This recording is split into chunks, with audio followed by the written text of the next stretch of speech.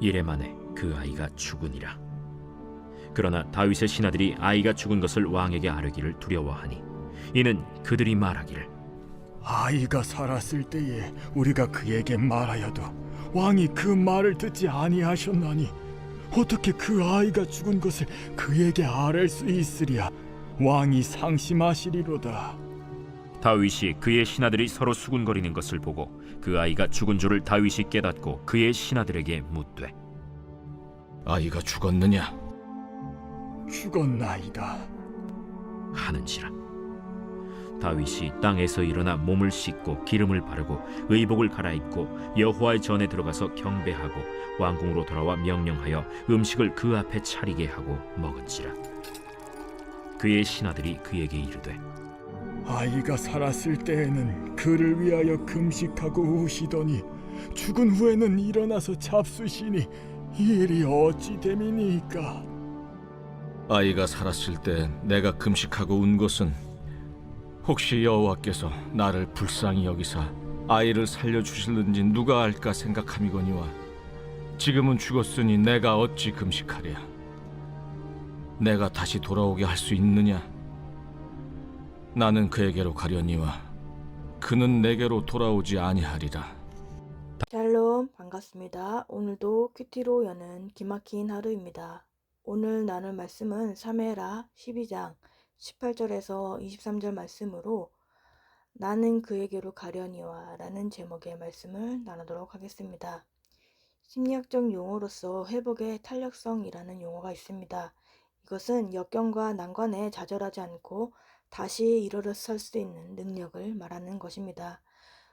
다윗은 오늘 말씀에서 우리에게 신앙의 회복 탄력성을 보여주고 있습니다.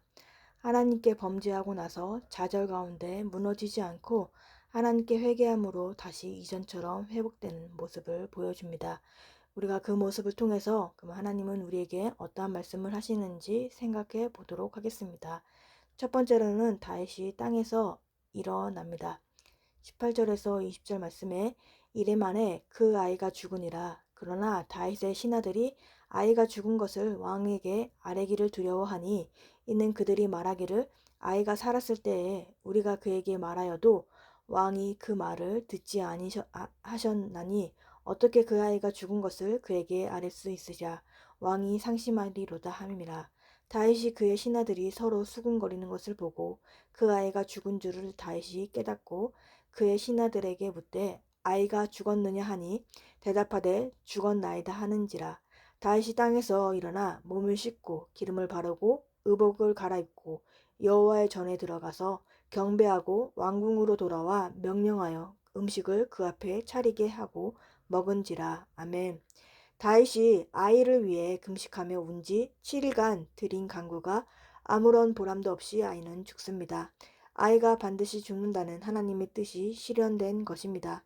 그만큼 하나님은 다윗의 죄를 심각하게 보시고 그에게 죄에 대한 책임을 엄중히 물으십니다. 하나님은 다윗의 회개를 받으셔서 용서하시고 그의 목숨을 살려주시지만 그 외의 징계는 거두지 않으신 것입니다.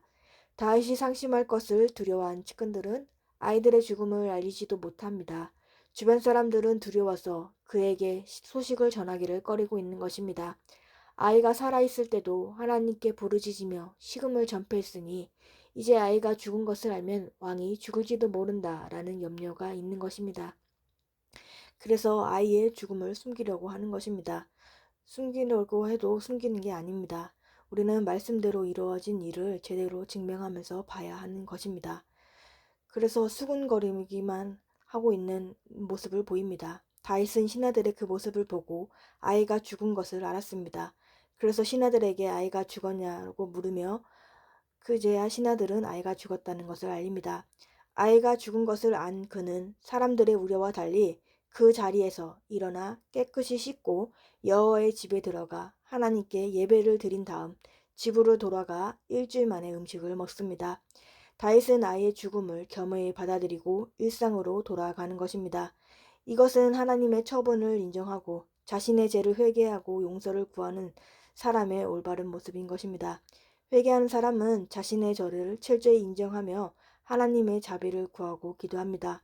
또한 그 과정에서 경험하는 모든 고통은 자신의 잘못으로 인한 것임을 인정하게 되는 것입니다. 아이의 죽음을 하나님의 공의로운 심판으로 받아들이는 믿음의 태도를 보입니다. 일반적으로 사람들은 아이가 죽고 나면 더 낙심하고 더 자잘합니다. 그러나 다윗은 죄와 수치의 자리에서 머물지 않고 다시 일어나 하나님을 예배하며 삶을 이어가는 것입니다. 우리의 삶에서도 크고 작은 죄를 짓고 징계를 마주할 때가 있으며 간절한 기도가 거절당해서 꺾이는 순간도 있습니다. 이럴 때 우리가 해야 할 태도는 수치와 절망의 땅바닥에 누워 하나님을 원망하는 것이 아니라 다윗처럼 다시 일어나 예배의 자리로 나아가야 하는 것입니다. 우리의 뜻이 꺾인 그 자리에서 하나님을 인정하며 예배할 때 비로소 삶은 회복이 되는 것입니다. 그래서 말씀을 통해서 우리의 삶이 해석이 되고 죄와 수치의 자리에 머물지 않고 다시 일어나 주님을 경배하는 우리들의 삶이 되어야 하는 것입니다. 적용 질문으로는 내가 원하는 기도의 응답이 아니라고 기도의 응답을 아니라도 기도의 응답을 감사하며 받아들이고 있습니까? 우리 인생의 위기나 고난을 맞이했을 때 주저앉아 있습니까? 아니면 힘들더라도 다윗처럼 예배의 자리로 나아가고 있습니까? 다시 일어나서 나아가야 할 곳은 어디인가요? 두 번째로는 나를 불쌍히 여겨주시기를 바랍니다. 21절과 23절 말씀에 그의 신하들이 그에게 이르되 아이가 살았을 때는 그를 위하여 금식하고 우시더니 죽은 후에는 일어나서 잡수시니 이 일이 어찌 됨이니까 하니 이르되 아이가 살았을 때에 내가 금식하고 운 것은 혹시 여호와께서 나를 불쌍히 여기사 아이를 살려 주실지 누가 알까 생각함이거니와 지금은 죽었으니 내가 어찌 금식하려 내가 다시 돌아가게 할 수 있느냐 나는 그에게로 가려니와 그는 내게로 돌아오지 아니하리라 하니라. 아멘.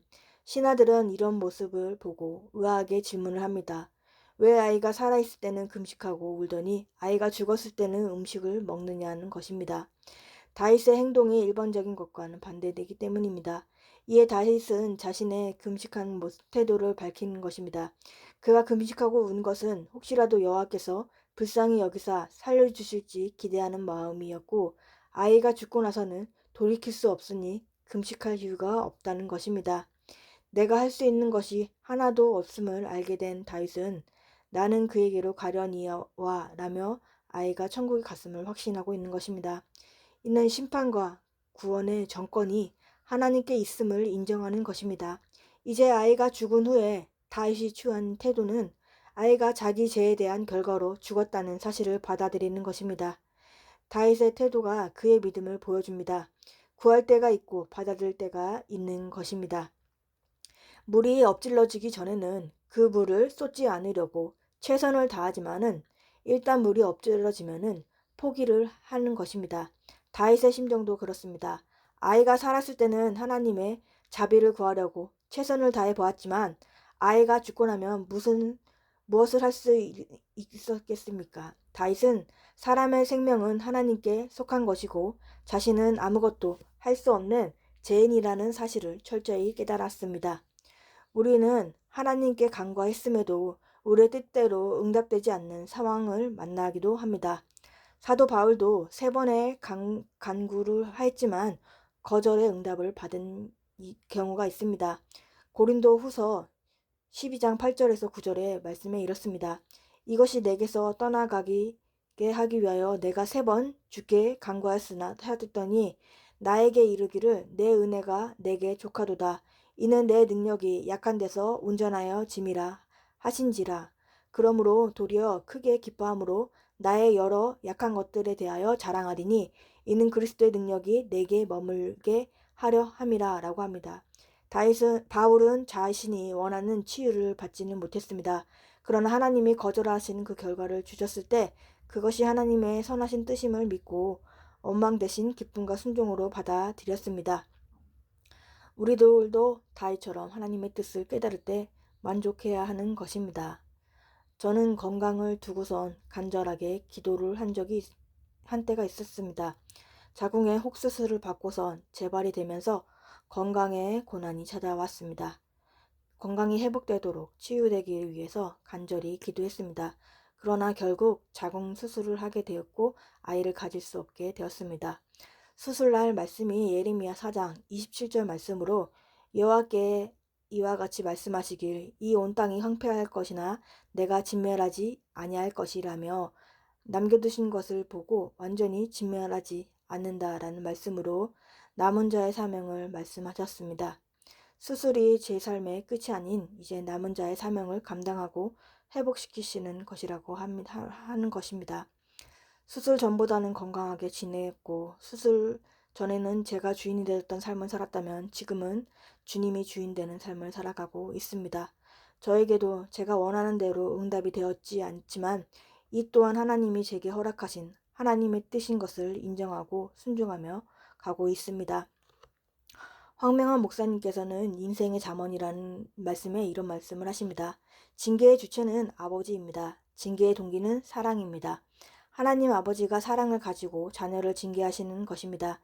내 자식이 아니면 아이가 잘못된 길을 가도 애써 찾아가 훈계하지 않습니다. 어떻게 되더라도 책임지고 싶어 하지 않습니다. 그러나 내 자식은 그럴 수가 없습니다. 돌이켜야 합니다. 어떻게든 바른 길로 가도록 해야 합니다.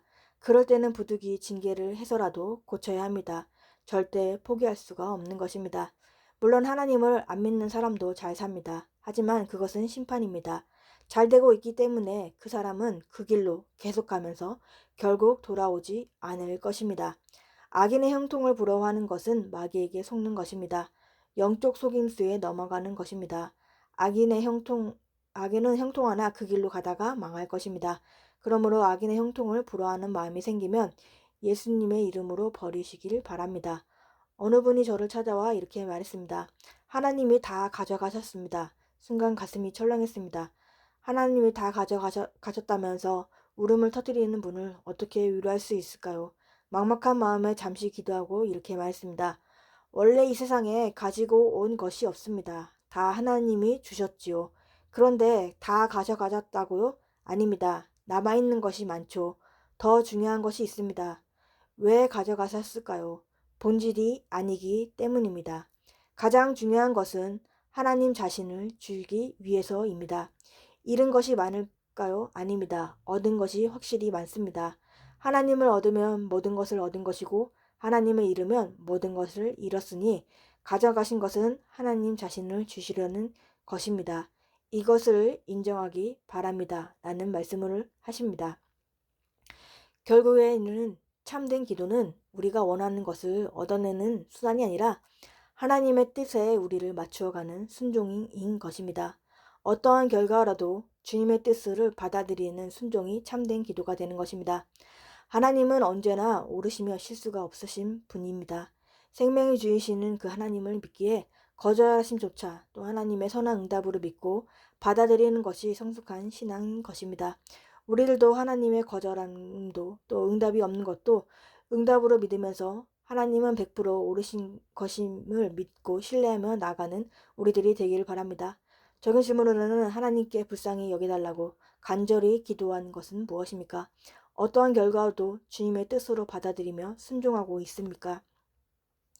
6월 11일 보수상자입니다. 우리에게 돈이 많고 권력이 있으면 악이 드러나기가 어렵기에 자기 스스로도 믿음이 좋은 줄 착각하고 하며 삽니다. 그런데 가난하기 때문에 자신의 악한 모습을 직면하게 되고 가난하기 때문에 경건을 이익의 방도로 보게 됩니다. 이렇게 자신의 악을 직면하면서 고통하기에 가난한 자가 복이 있습니다. 다 같이 기도하겠습니다. 하나님 아버지 감사합니다. 오늘도 말씀에 허락해 주심에 감사합니다. 다윗과 같이 죄와 수치의 자리에서 머물지 않고 다시 일어나 하나님을 예배하며 살아가는 우리가 되게 하여 주옵소서. 하나님을 인정하며 예배함으로 삶이 회복되길 원합니다. 말씀으로 우리의 사건이 해석되고 다시 일어나 주님을 경배하는 우리가 되길 원합니다. 우리의 기도가 우리가 원하는 대로 응답되지 않아도 거절되어도 오로지 주님의 뜻으로 받아들이며 나아가는 우리가 되길 원합니다. 거절하심도 응답이 없는 것도 응답으로 받아들이고 하나님의 선하신 뜻임을 믿고 나아가게 하여 주옵소서. 하나님은 100% 오르신 것을 믿고 신뢰하며 나아가길 원합니다. 그래서 우리의 기도에 어떠한 결과로도 하나님의 뜻으로 온전히 순종하는 우리가 되어지길 바랍니다. 다음 세대에게도 하나님의 말씀이 임하게 하시고 말씀대로 믿고 살고 누리는 삶을 살게 하여 주옵소서. 와락 쉼터 가운데 주님께서 함께 하시옵시고 다음 세대를 살리는 통로로 사용되게 하여 주시옵소서. 오늘도 말씀으로 살아가는 우리가 되게 하시옵시고 주님의 은혜를 부어 주시옵소서. 예수 그리스도의 이름으로 기도합니다. 아멘.